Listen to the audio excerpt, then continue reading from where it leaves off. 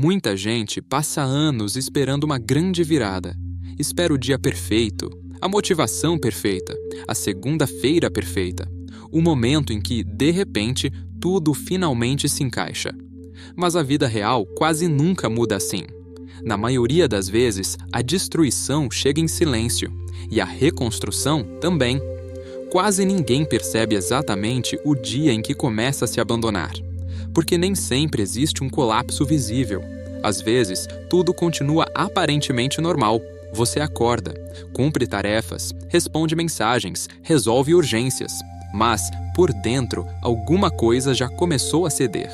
A mente fica mais dispersa, o corpo mais pesado, a energia mais instável, a palavra perde força e as promessas feitas para si mesmo começam a falhar em silêncio.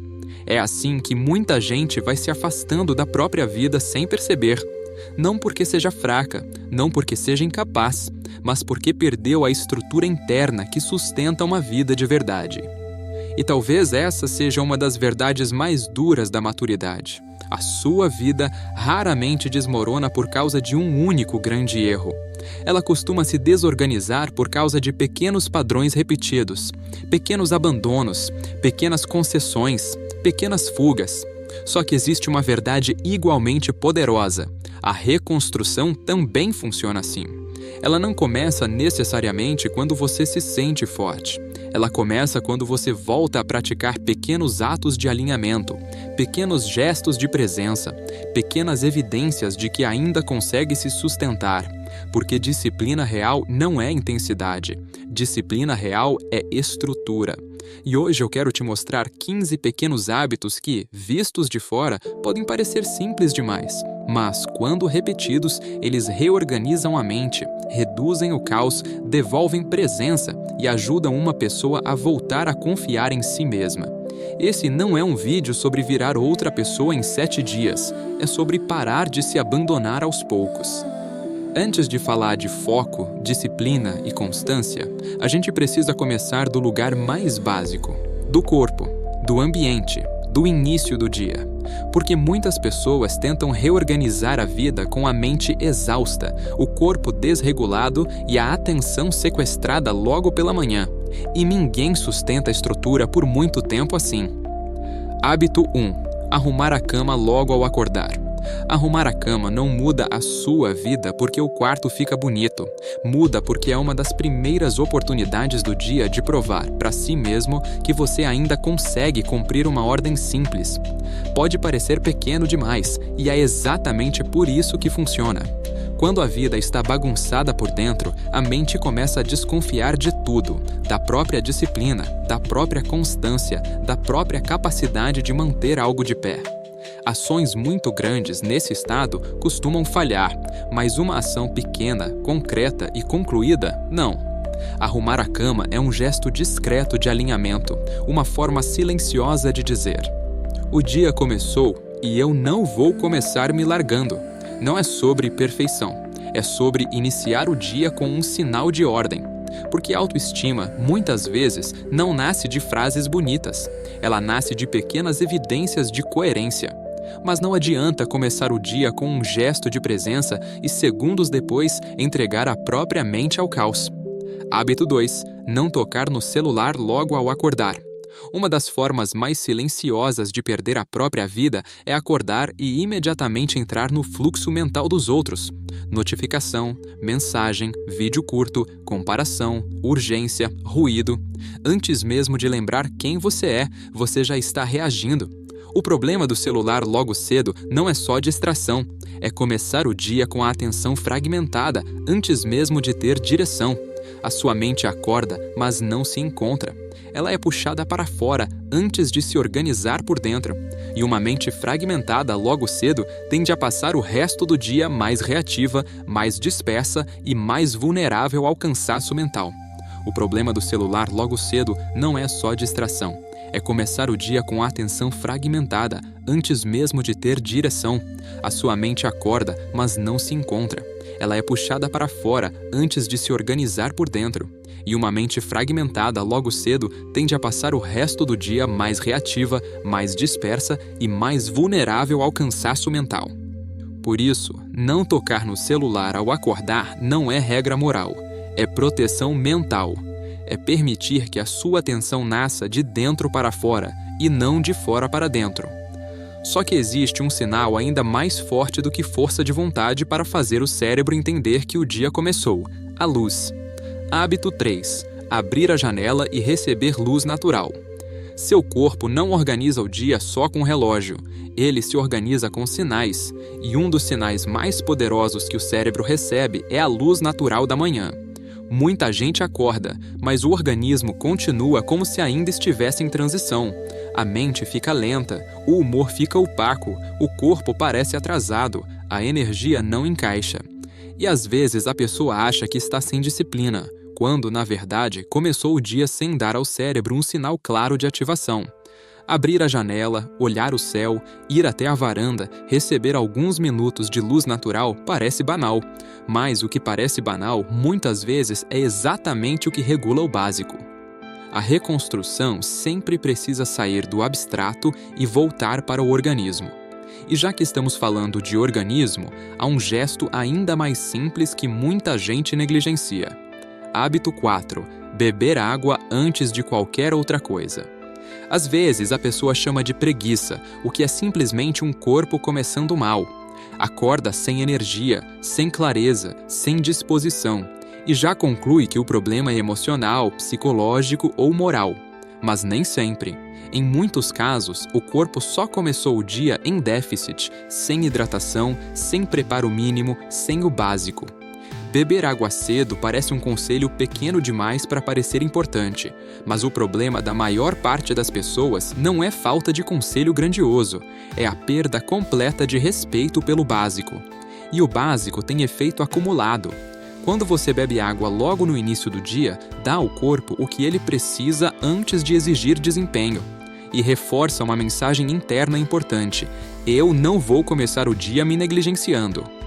Agora que o corpo recebeu alguns sinais de ordem, a próxima etapa é impedir que a mente se perca no excesso. Porque muita gente não vive em falta de objetivo, vive em excesso de dispersão. Hábito 5. Definir apenas 3 prioridades para o dia. Uma mente cansada não precisa de uma lista infinita, precisa de direção. Muita gente acorda já com a sensação de que está atrasada para tudo. 10 pendências, 20 intenções, 30 coisas abertas mentalmente. E nesse estado, o cérebro não funciona melhor, funciona pior, porque excesso de alvo não cria produtividade, cria ruído. Quando você tenta fazer tudo ao mesmo tempo, a atenção se divide, a ansiedade aumenta e a sensação interna de incapacidade cresce. Por isso, definir apenas 3 prioridades não é empobrecer o dia, é concentrar força, é dizer ao cérebro: de tudo o que existe, isso é o que realmente importa agora. Clareza reduz atrito mental, clareza reduz culpa difusa, clareza devolve direção. Mas depois de escolher o que importa, você precisa enfrentar outra verdade desconfortável. Quase sempre, o que mais pesa é justamente o que você evita. Hábito 6. Fazer primeiro uma tarefa incômoda. A maioria das pessoas não perde energia só por trabalhar demais. Perde energia fugindo da tarefa que adia, da decisão que enrola, da conversa que evita, do primeiro passo que já sabe qual é, mas não quer encarar. E toda vez que você foge do incômodo, a mente aprende uma lição perigosa: desconforto manda em mim. É assim que a procrastinação se instala em silêncio. Ela não é apenas preguiça. Muitas vezes é tentativa de escapar da tensão que a tarefa provoca.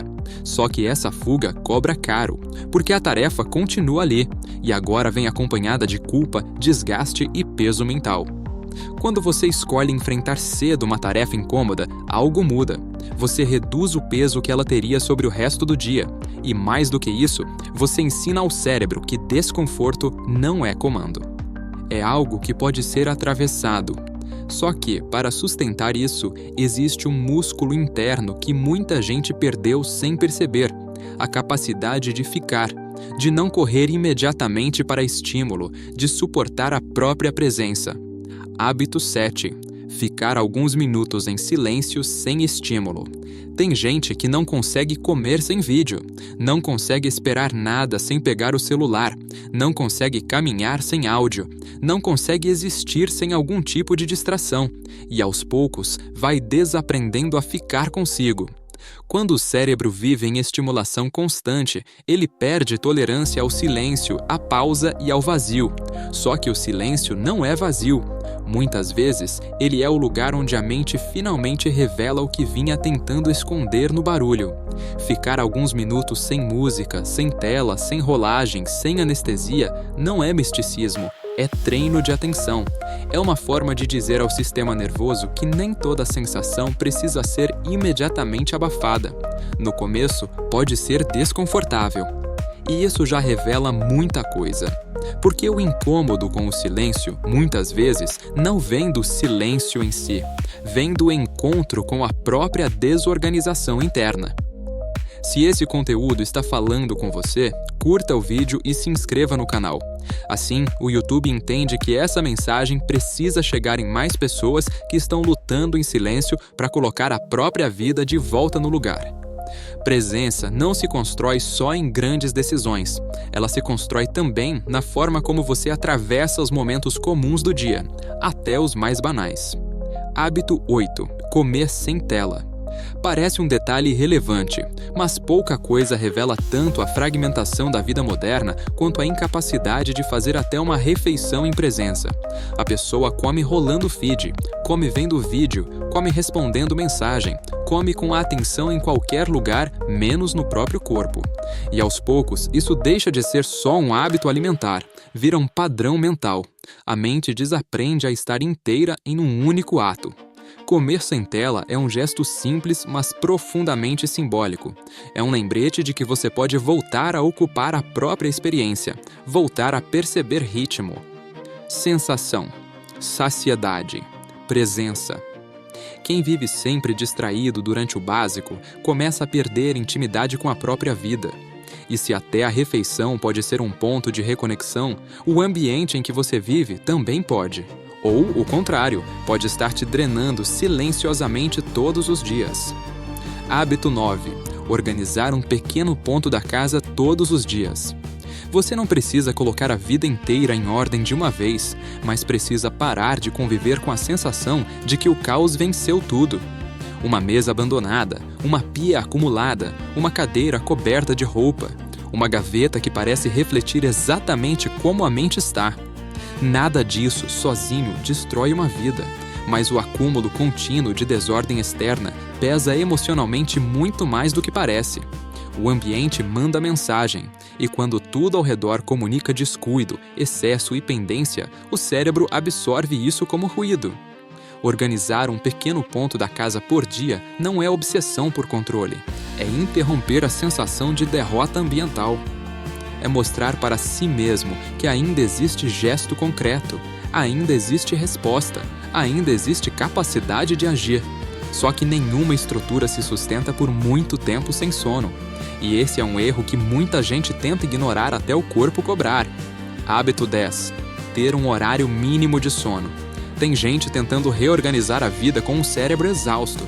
Quer foco, quer clareza, quer disciplina, quer estabilidade emocional.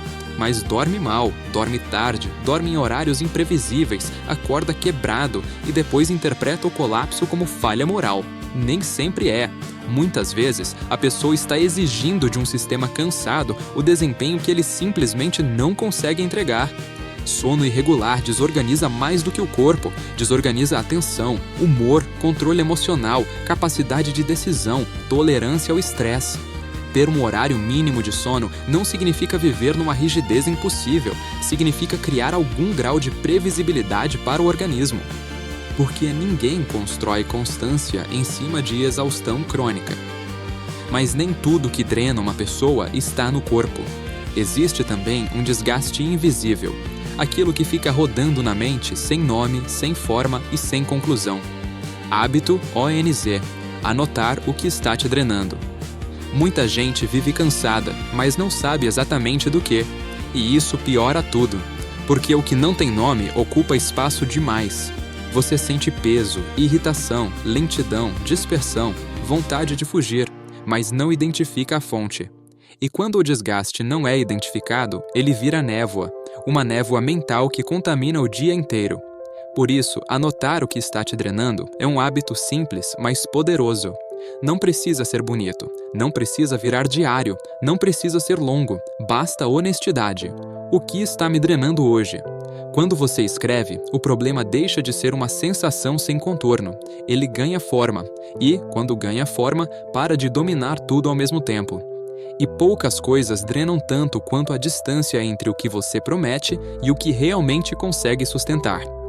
Hábito 12. Parar de prometer mudanças gigantes. Uma das formas mais cruéis de perder confiança em si mesmo é viver prometendo uma versão grandiosa que nunca chega. Agora eu vou mudar tudo. Agora eu vou fazer tudo certo. Agora eu nunca mais vou falhar. Agora eu vou virar outra pessoa. Por alguns minutos, isso parece força, mas muitas vezes é só euforia disfarçada, porque mudanças gigantes exigem uma estabilidade que a pessoa ainda não construiu.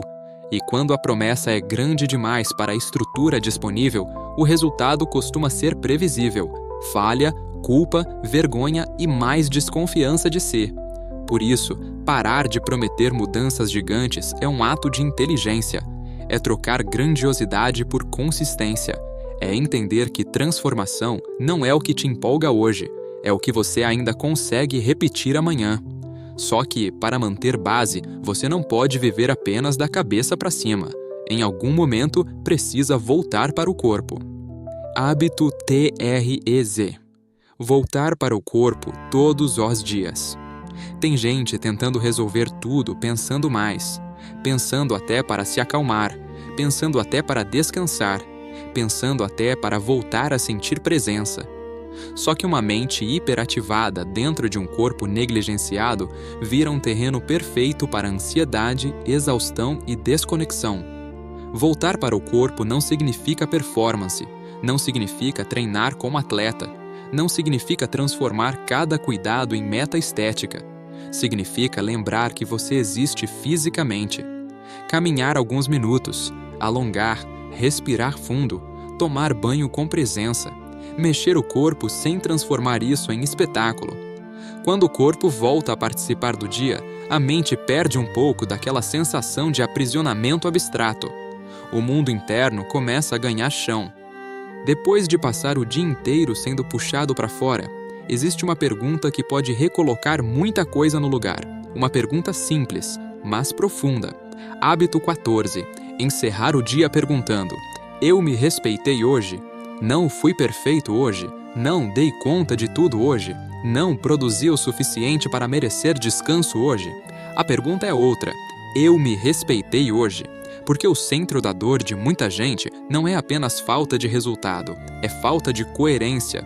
É saber que passou o dia inteiro se traindo em pequenas decisões, se adiando, se dispersando, se abandonando, se desculpando.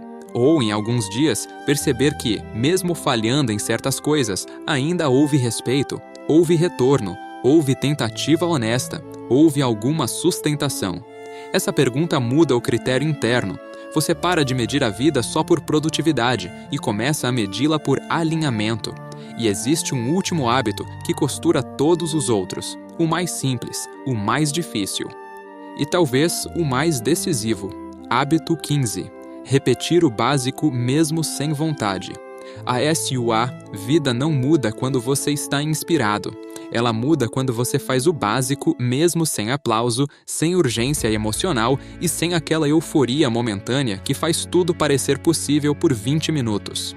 Repetir o básico mesmo sem vontade é o ponto em que a reconstrução deixa de ser desejo e começa a virar identidade. Qualquer pessoa consegue agir diferente num dia de impulso, mas mudar de verdade exige continuidade sem glamour. Exige arrumar a cama de novo, beber água de novo, dormir melhor de novo, largar o celular cedo de novo, fazer a tarefa difícil de novo, voltar para o corpo de novo e de novo, até que o cérebro entenda que aquilo não foi exceção emocional, foi escolha. É aí que nasce a confiança real, E talvez seja isso que muita gente precise ouvir. Você não precisa necessariamente de uma nova personalidade. Talvez você precise de menos dramatização e mais base. Menos promessa grandiosa e mais coerência pequena. Menos busca por intensidade e mais repetição silenciosa do que sustenta a sua vida. Porque a mudança real quase nunca chega fazendo barulho. Ela chega quando o corpo começa a regular, quando a mente começa a clarear, quando o ambiente fica menos hostil, quando a atenção para de se perder com tanta facilidade, quando a sua palavra volta a ter algum peso diante de você mesmo. E de fora, talvez ninguém note no começo. Ninguém aplaude você por dormir melhor, por arrumar a cama, por beber água, por suportar alguns minutos de silêncio, por não tocar no celular ao acordar, por organizar uma mesa, por cumprir uma tarefa difícil. Mas é exatamente assim que a vida começa a mudar. Primeiro em silêncio, primeiro por dentro, primeiro no invisível, até que, algum tempo depois, aquilo que ninguém viu começar se torna a base de tudo o que o mundo passa a enxergar. Então, se hoje você se sente cansado, fragmentado, atrasado para si mesmo, não tente resolver a vida inteira de uma vez. Volte para o básico, volte para o corpo, volte para a atenção, volte para a própria palavra. Porque talvez o recomeço que você está esperando não venha de uma grande explosão de motivação. Talvez ele venha de pequenos hábitos que, repetidos com honestidade, devolvem a você aquilo que foi se perdendo aos poucos: presença, direção e respeito próprio. Porque disciplina real não é intensidade, é estrutura. E estrutura não nasce no dia em que você se sente imparável. Ela nasce no dia em que você decide parar de se abandonar. Se esse vídeo falou com você, se inscreva no canal e me conta nos comentários qual desses hábitos você sente que mais precisa recuperar agora. Isso é estrutura interna, aquilo que ninguém vê no começo, mas que muda tudo no final.